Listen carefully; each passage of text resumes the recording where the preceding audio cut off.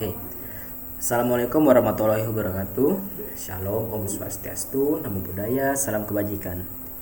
Perkenalkan, nama saya Wan Bayu Sumadika dari Prodi S1 Teknologi Informasi semester 5, Fakultas Sains dan Teknologi. Oke. Jadi di sini saya akan mempresentasikan tentang mata kuliah dan tugasnya adalah tentang UMKM. Nah, UMKM saya adalah UMKM Web Development. Oke. Yang pertama, latar belakang. Nah, apa sih itu web? Apa sih web itu? Nah, sebelum kita lebih jauh, kita harus mengenal dulu apa sih web itu. Jadi, secara umum web itu adalah sebuah proses pembangunan dan pemeliharaan situs web.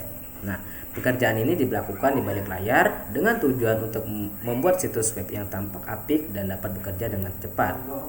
Umumnya, selama proses pembangunan, perusahaan akan berpedoman pada kebutuhan dan aspirasi customer mereka.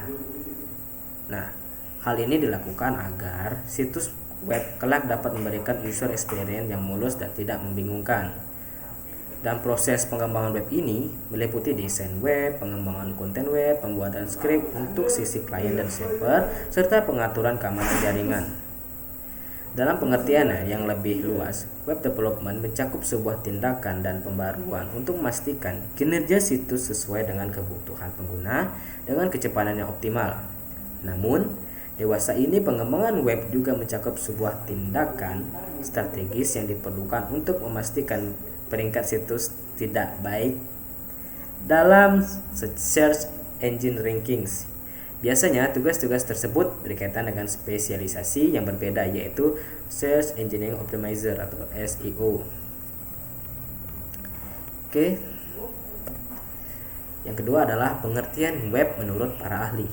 Nah, setelah kita mengetahui pengertian web secara umum, sekarang kita harus mengetahui menurut para ahlinya juga. Yang pertama, menurut Suwanto Raharjo SSI MCom. Nah, web merupakan salah satu layanan internet yang paling banyak digunakan dibanding dengan layanan lain seperti FTP, Cooper, News, atau bahkan email. Yang kedua, menurut Ahmad Taufik Hidayatullah, bunyinya adalah web adalah bagian paling terlihat sebagai jaringan terbesar dunia, yakni internet. Dan yang terakhir adalah menurut Bond atau Thomson, web adalah koleksi sumber informasi kaya grafis yang saling berhubungan satu sama lain dalam internet yang lebih besar. Nah, itu adalah bunyi pengertian web dari menurut para ahli. Kemudian, pasar dan pemasaran. Nah, bagaimana cara pasar dan pemasaran untuk web development? Nah, pertama-tama kita harus mempunyai website sendiri.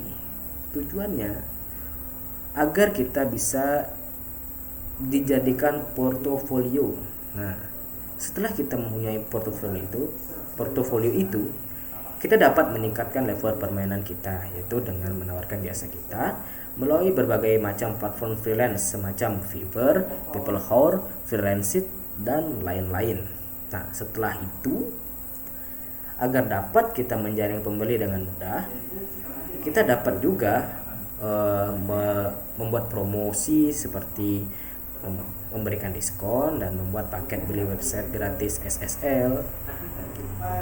Dan kemudian sembari menyelam minum air juga, selain pekerjaan sebagai freelance dapat menghasilkan uang untuk kita, dengan ini kita juga dapat menambah daftar portofolio. Setelah dirasa skill dan portofolio kita juga memadai, nah disitulah kita coba mendaftar lowongan sebagai web developer di platform lain seperti Glitch, Jobstreet, dan lain-lainnya. Dan kita juga bisa memilih bekerja secara remote maupun onsite. Nah, yang keempat itu teknis dan produksi. Bagaimana cara produksinya?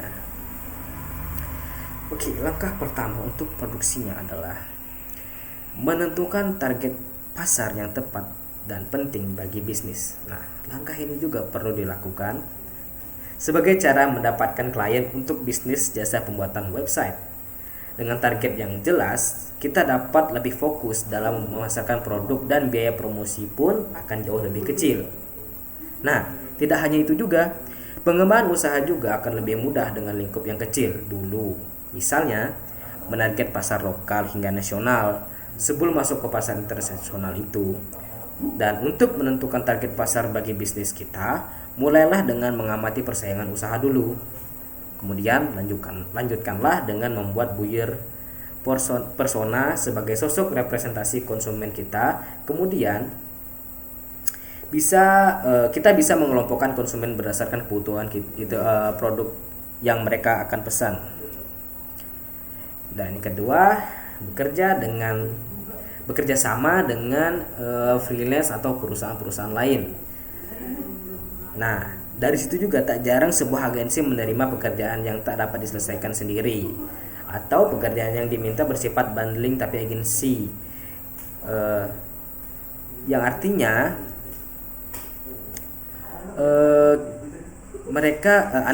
kita bisa saja mendapatkan klien dari kerjasama mereka untuk mendapatkan kesempatan ini.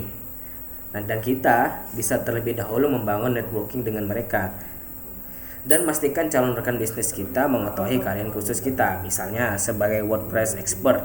Nah, di sisi lain juga kita tak akan ragu lagi untuk mendapatkan berbagai jenis pekerjaan dari klien yang kita temui, sebab kita juga sudah mampu menyelesaikan seluruhnya, dan kita bisa menghubungi freelance lain untuk mengerjakan proyek tersebut bersama-sama. Jadi di sini adalah perputaran di mana kita bekerja untuk orang lain, pekerjaan kita freelance lain yang mengerjakan gitu. Dan yang kelima adalah hukum dan perizinan. Nah, untuk hukum dan perizinannya seperti apa? Nah, itu sudah diatur dalam Undang-Undang Nomor 19 Tahun 2002 tentang hak cipta melindungi secara otomatis tanpa harus mendaftar ke Direktorat Jenderal Hak Kekayaan Intelektual atau Ditjen HKI. Situ sudah memuat desain website maupun isi atau konten website dan publikasi dan perbanyakan atau copying oleh pihak lain tanpa izin pemilik hak ciptanya yang sah.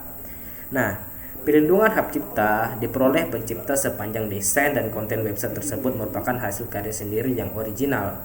Jadi konten kita bakal dilindungi, tetapi dengan catatan konten kita itu harus original dari kita sendiri yang membuatnya. Dan adapun untuk logo, nama produk atau jasa atau brand atau ikon atau slogan, perlindungannya diatur oleh Undang-Undang Merek apabila elemen tersebut memiliki daya pembeda dan digunakan dalam kegiatan perdagangan barang atau jasa.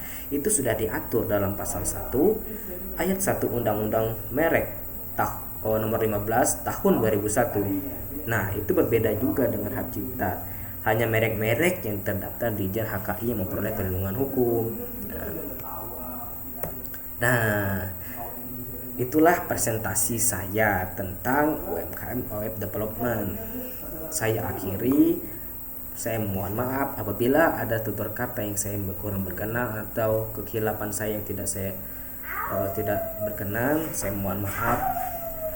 Saya akhiri. Wassalamualaikum warahmatullahi wabarakatuh. Shalom. Om Santi Santi Santi Om.